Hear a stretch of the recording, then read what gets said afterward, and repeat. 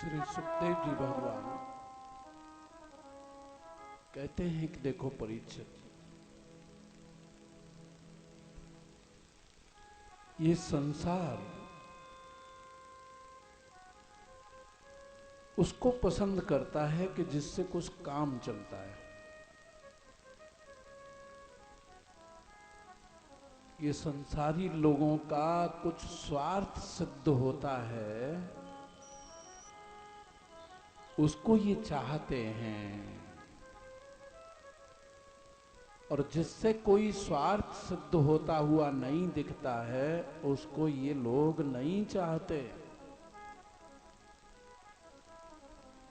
तो भरत जी को कोई नहीं चाहता, क्योंकि उनको कोई काम बताया जाता तो उसको उल्टा करके देते। न किसी से बोलते हैं, न किसी से चालते हैं, अपनी मस्ती में आत्मानंद में निमग्न रहते हैं। क्योंकि उनकी दृष्टि में ये द्वैत रूप प्रपंच ये है ही नहीं। ये सब जो दिखाई पड़ रहा है, ये सब सत्य महत्वहीन दृश्य है। इसकी कोई सत्ता महत्ता नहीं है।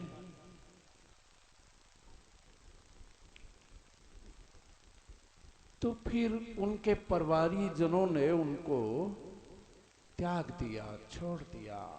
मरो या बचो, हमें तुमसे कोई लेना देना नहीं। नारायण पंडा। तो एक समय भरत जी अपनी मस्ती में बैठे हुए आत्मचिंतन कर रहे थे कि उसी समय पर सौवीर देश का राजा रहुगण पालकी में बैठ करके भगवान कपिल का सत्संग श्रवण करने के लिए जा रहा था। तो अचानक पालकी ढोने वाले कहारों में एक कहार अस्वस्थ हो गया।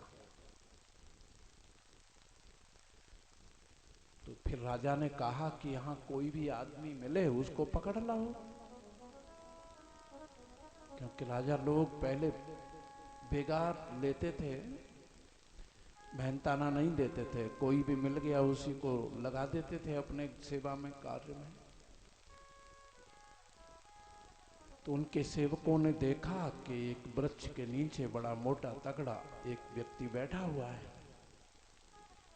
जाकर के उन्होंने उनसे कहा कि चलो, राजा का आदेश है, राजा की सेवा में चलो। तो मस्त राम थे, उन्होंने नानू कर नहीं किया, तुत्काल खड़े हो गए और जाके कंधा लगा दिया पालकी में। लेकिन कभी पालकी ढोई नहीं थी ना, चलने का उनको कोई तरीका नहीं आता, कोई अभ्यास नहीं है। तो एक आदमी जब बिना अनुभव के जो चल रहा है, वो तीन आदमियों की चाल को भी खराब कर रहा है। तो उससे पालकी हिलती है। पालकी हिलती है तो राजा का जो सिर है वो पालकी के दंड से टकरा जाता है। तो राजा ने कहा कि कहारो सावधानी से चलो, पालकी हिलती है, मुझे असुविधा होती है। कहारों ने कहा कि महाराज, चलने में हम लोगों की गलती नहीं है। ये जो नया आदमी जुड़ा है, बस ये नया आदमी गलती कर रहा है और इसकी चाल से हम तीनों आदमियों की चाल गड़बड़ हो रही है। राजा ने दृष्टि डाली तो बड़ा मोटा तगड़ा आदमी है। तो राजा ने कहा, क्यों भाई, तुम इतने मोटे तगड़े हो रहे हो, क्या इतना मोटा तगड़ा होने के बावजूद भी तुम्हें शक्ति नहीं है कि तुम इनके साथ चल सको? ठीक तरह से पालकी में चलो। ध्यान रखो कि मैं राजा हूं। अगर तुम गलती करोगे तो जैसे यमराज पापियों को सजा देता है, उसी प्रकार मैं भी तुमको सजा दूंगा। लेकिन भरत जी की चाल में तो कोई अंतर आया ही नहीं। फिर राजा को थोड़ा कष्ट हुआ, तो फिर उसने कहा कि अरे उन्मादी मानव, क्या तू बिल्कुल ही मूर्ख है? क्या तुझे भोजन नहीं मिला? क्या तू भूखा है? तू इनके साथ में ताल मिला करके नहीं चलता। अवश्य ही तुझे जरूर दंड दे करके सही करना पड़ेगा। मैं तेरा इलाज जरूर करूंगा।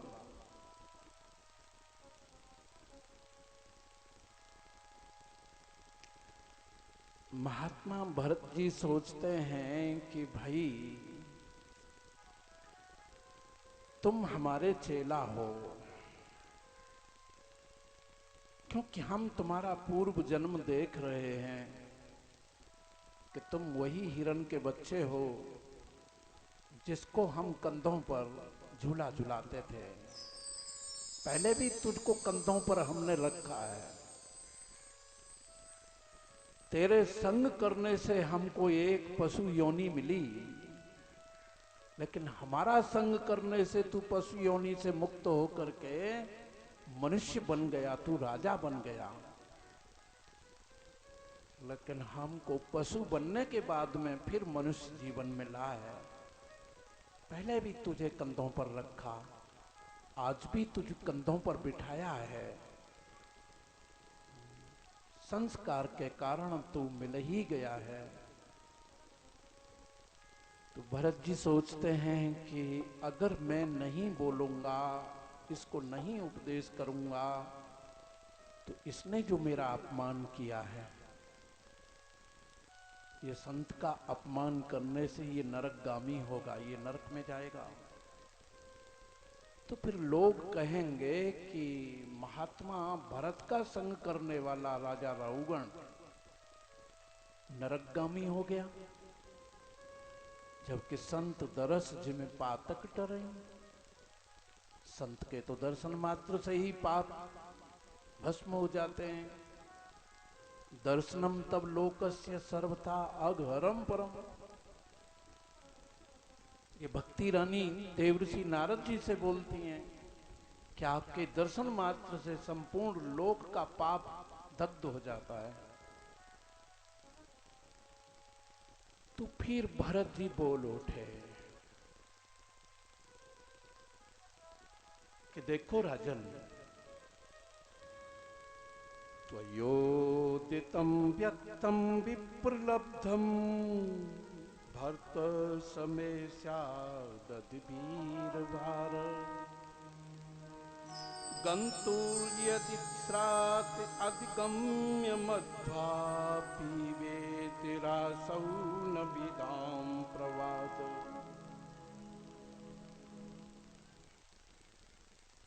भरत जी कहते हैं कि देखो राजन,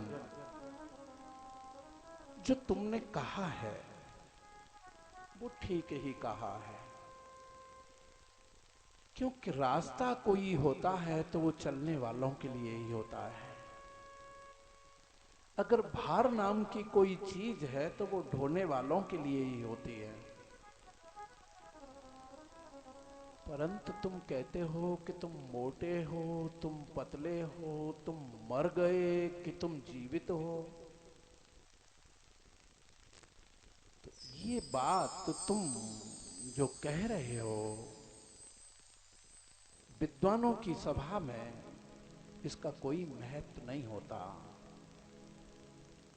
क्योंकि ये मोटापन, ये पतलापन, ये जन्मना, ये मरना, ये सब के सब ये शरीर के धर्म हैं। तुम कहते हो कि तुम मेरा इलाज करोगे, लेकिन राजन मैं शरीर नहीं हूं।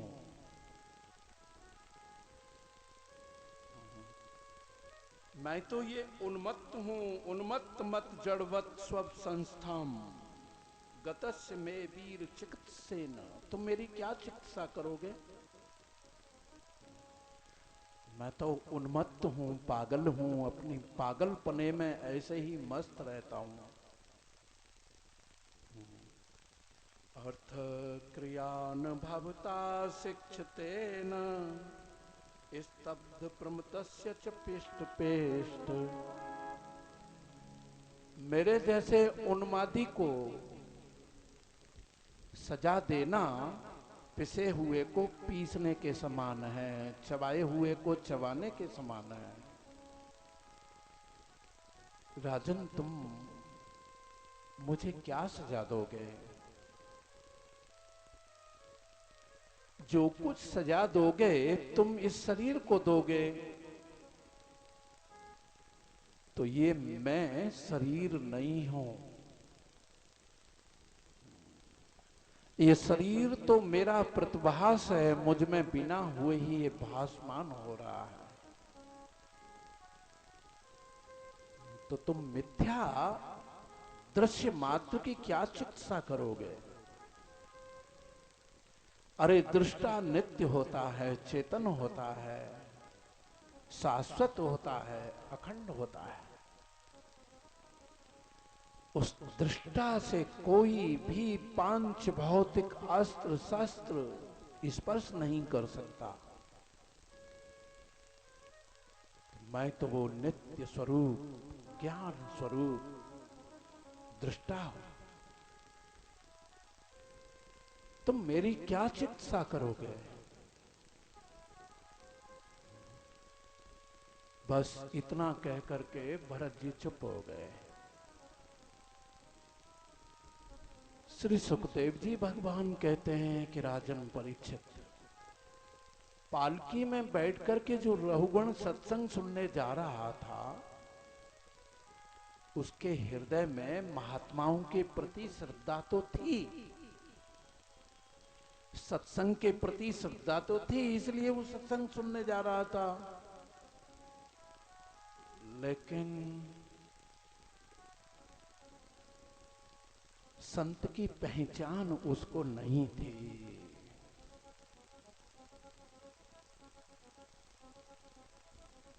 क्योंकि महात्मा भरत में कोई भी चिन्ह ऐसा नहीं दिखता बाहर से कि ये संत हैं।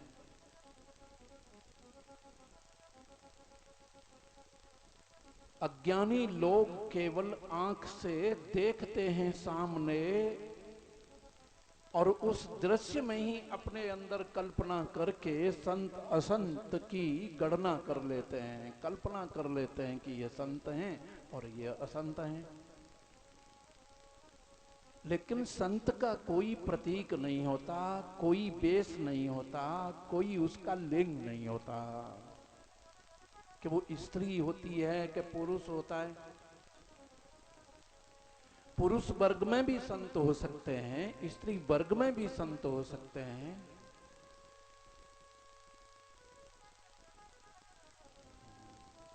तो इसलिए रहुगण नहीं पहचान पाया।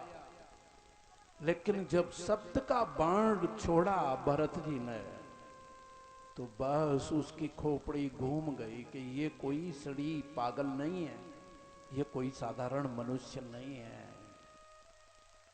इसने तो वेद वेदांत के सार तत्व को बोल दिया। ये तो कोई मस्त राम, आत्मा राम, कोई सदगुरु है। तुरंत चलती हुई पालकी से कूद पड़ा और भरत जी के पैर पकड़ लिए, गिड़गिड़ाने लगा, भगवान मुझे क्षमा कर दो प्रभु, मेरे से जो अपराध हुआ है उसके लिए मैं क्षमा चाहता हूं। आप तो जैसे भस्म में छुपी हुई अग्नि के समान हो, मैं आप आपको नहीं पहचान पाया, आप मुझे क्षमा करो। आप इस भेष में साक्षात दत्तात्रेय भगवान तो नहीं हो? क्या मेरे सदगुरु कपिल भगवान ही मेरे ऊपर कृपा करने के लिए इस भेष में आए हैं? क्या आप सनकादिक महात्माओं में से कोई हो? आप कौन हो? मैं आपको नहीं पहचानता।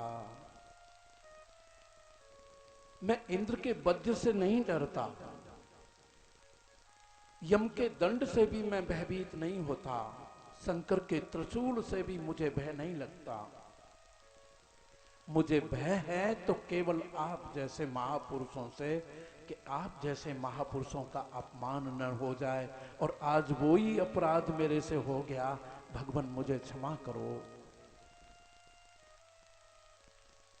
दैन्य भाव आ गया,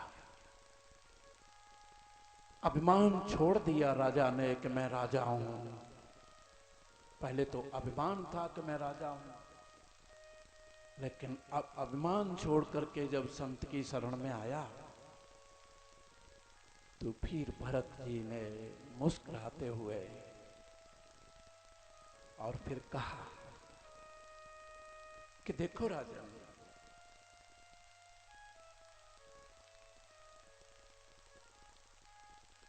कि जीवन मृतत्वं नियमेन राजन आद्यन्तवद्गत विगतस्य दृष्टम। देखो राजन, ये जो तुम्हारी आंख देखती है, ये जो दिखने में आता है, वो तुम्हारी आंख का ही विकार है, आंख का ही कार्य है।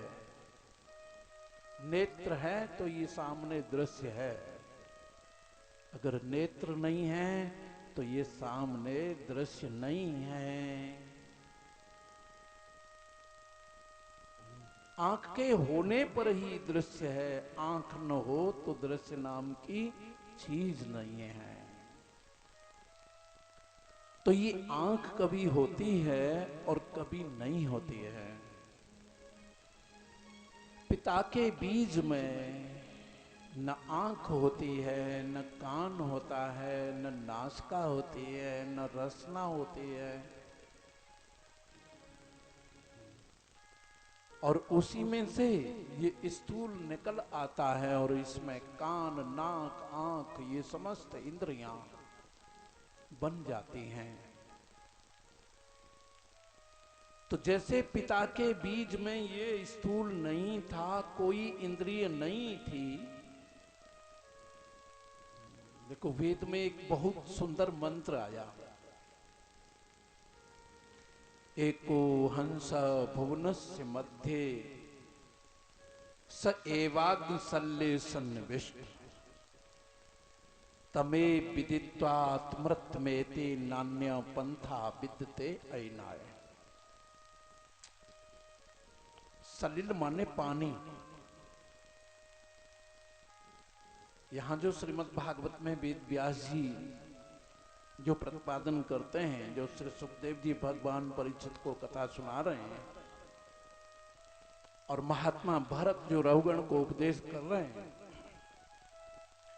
कि पिता के बीज को देखो तो वो पानी है, उसमें ये स्थूल नहीं है, आंख, नाक, कान, ये इंद्रिय नहीं है, तो उसमें क्या है? तो वहां सलिले सन्निविष्ट, वो कहते हैं कि उस पानी में एक हंस निविष्ट है, बैठा हुआ है। एको हंस भुवनस्य मध्य, वो आज भी इस शरीर रूपी भुवन में, भुवन माने लोक भी होता है और भुवन माने शरीर भी होता है। जैसे ब्रह्मांड और पिंड, तो ब्रह्मांड में भी भुवन होता है, ब्रह्मांड को भी भुवन बोलते हैं और पिंड को भी भुवन बोलते हैं। तो भुवनस्य मध्य, भुवन के भीतर एक हंस बैठा हुआ है। और भुवन से पहले ये भुवन कहां था? बोले सल्ले सन्निविष्ट, उस पानी में। ये नहीं था, लेकिन वो हंस बैठा हुआ था।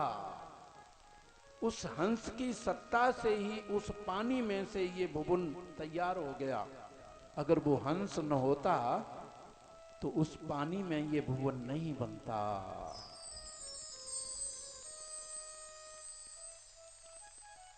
स्वामी शंकराचार्य भगवान ने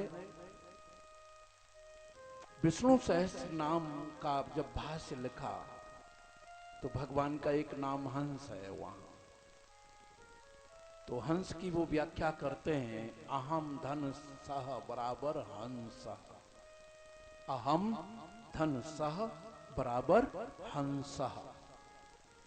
अहम माने मैं और सह माने वह। ये परोक्ष का वाचक है, ईश्वर का वाचक है। कहाँ रहता है ईश्वर? ऊपर रहता है कि नीचे रहता है कि पीछे रहता है कि आगे रहता है? देखा किसी ने नहीं है, लेकिन देखा नहीं है। उस चीज को परोक्ष बोलते हैं, शास्त्र की भाषा में परोक्ष। अक्ष माने इंद्रिय, अक्ष माने आंख। आंख से जो परे है, जो आंख से नहीं दिखता, जो इंद्रियों से नहीं दिखता, जो अतीन्द्रिय विषय है, उसको परोक्ष बोलते हैं। तो सह माने परोक्ष ईश्वर, अहम माने मैं, हंस माने मैं ही वह ही मैं। कितना बढ़िया निरूपण हुआ। जिसको सब मैं बोल रहे हैं, उस मैं का नाम ही हंस है। और देखो शास्त्रकारों ने जो सब में बसा हुआ चेतन है उसका नाम ईश्वर है, और जो एक में बसा हुआ चेतन है उसका नाम जीव है। एक शरीर की उपाधि से उसको जीव कहा और सारे शरीरों की उपाधि से उसको ईश्वर कहा है। चलो बैठ जाओ भैया।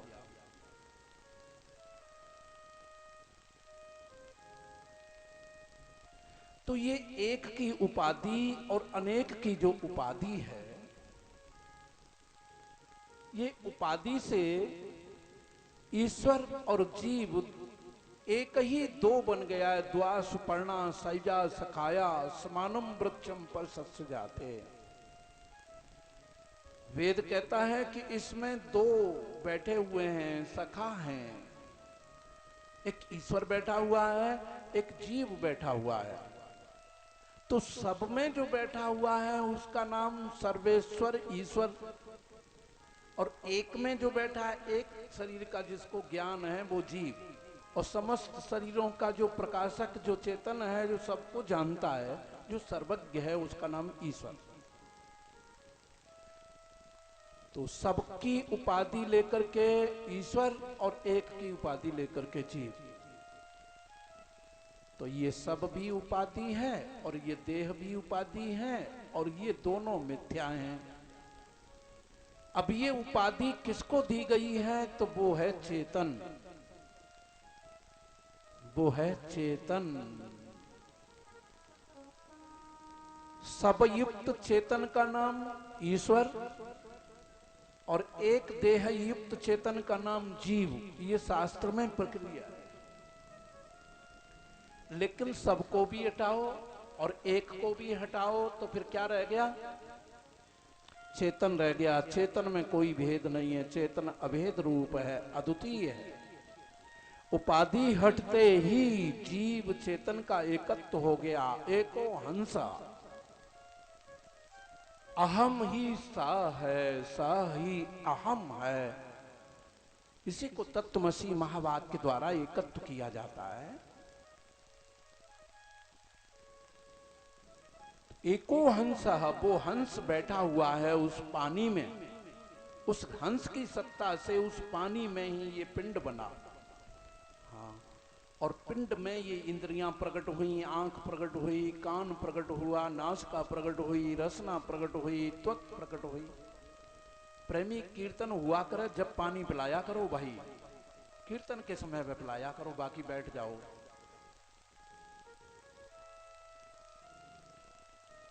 तो देखो ध्यान दो आप लोग, ये पिंड पहले बना कि ब्रह्मांड पहले बना? तुम्हारी समझ में क्या आता है? ये दुनिया पहले बनी कि हम पहले बने? तो हमको दूसरों का जन्म होते हुए हमने देखा है तो ऐसा लगता है कि दुनिया तो पहले से ही बनी हुई है, हम पीछे बने हैं, हमारा जन्म तो अमुक समय पर हुआ था और दुनिया तो ये पहले से ही है। लेकिन ऐसा नहीं है, ऐसा नहीं है।